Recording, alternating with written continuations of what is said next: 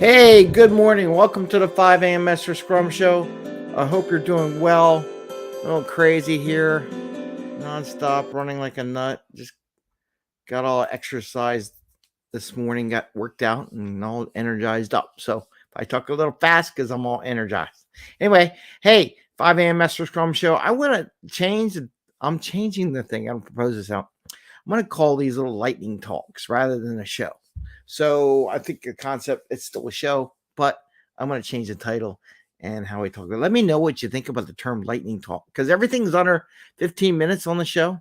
And like today, I want to talk about do agile requirements exist? Are they agile? I want to make the argument that I can make any requirement into an agile requirement, no matter what someone gives me and provides me.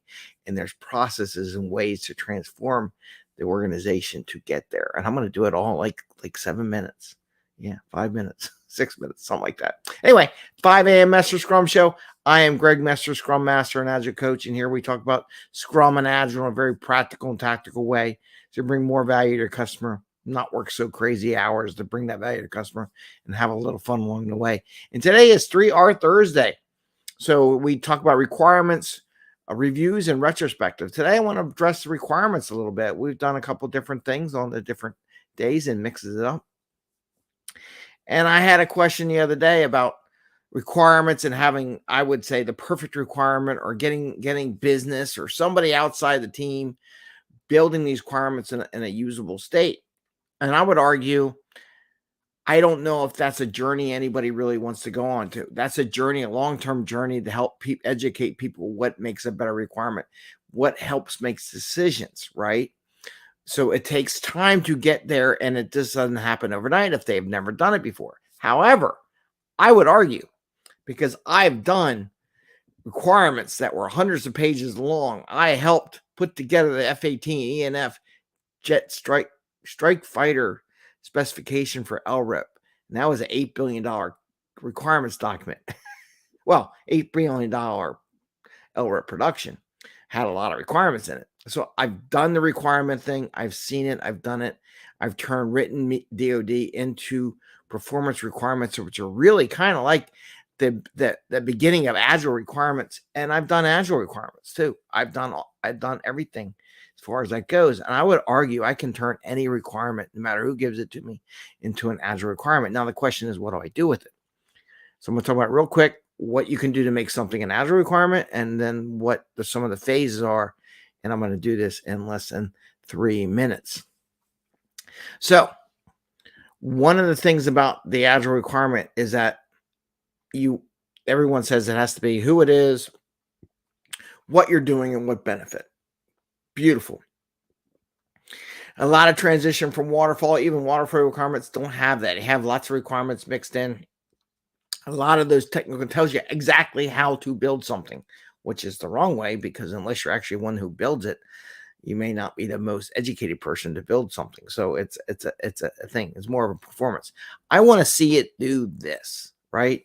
Now I can take any requirement and I can put that in as information that might help a developer and some of the thought process behind the requirement. And you might see requirements that are scattered through a book, right?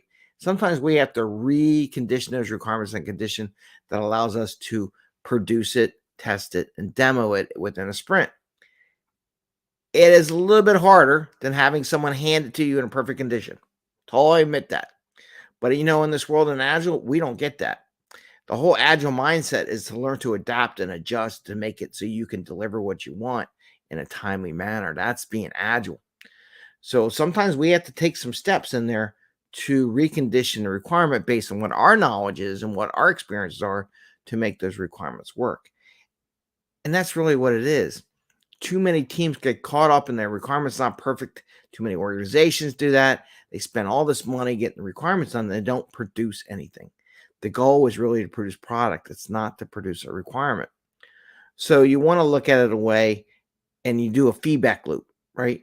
You get the information, you get a requirement, and then you give a feedback loop to the person who did it. I'm taking this requirement, and that requirement over here. I'm putting them together. I'm going to build this, and I'm going to demo to you within 3 weeks how that comes out, so you can adjust the requirement, or you can see how it looks out on the other side. and then you do pieces of it. Like I've seen whole books of stuff. Maybe do little chapters of the books or different features in these requirements, and you do it that way. So that is something I wanted to share with you as an idea. And then there's phases where you produce something, then show people what they would look like. Get that feedback loop, train them over time so they understand what the requirement could look like and should look like, and how it helps them make better decisions on what they would like to do. Because they don't want to spend all day long doing stuff. They don't want to spend all day. So the more you help them, the more it helps you. So I just want to share that in a small little thing about the requirements. There's ways to do it. If we want to say we're really agile and the other organizations in your company are not agile and people give you information on it, you have to adapt in an agile way, and you have to retrain people how to think about it. It's a challenge. It's not easy, but it's where you need to go on that long journey. And with that, I got to go to a meeting. All right, everyone, have a great day. Wish you happy scrumming, and we will see you tomorrow on Fun Friday. I'm not teaching the kids, so I'll be here. All right, take care, everyone. Wish you the best. Good luck on those requirements and adapting. And if you have any questions on, hey, Greg, how might I adapt this requirement? Feel free to send me a message. And don't forget, at the end of the month, on February 28th, I have Carl Freiberg on topic of goal setting. Sign up for our meetup. Oh, and tonight I'm going to release another interview tonight. It'll be a good one. You'll see the postings. So I wish you the best. Take care. Look forward tonight, 8 o'clock. I'll release another interview. Take care. Bye.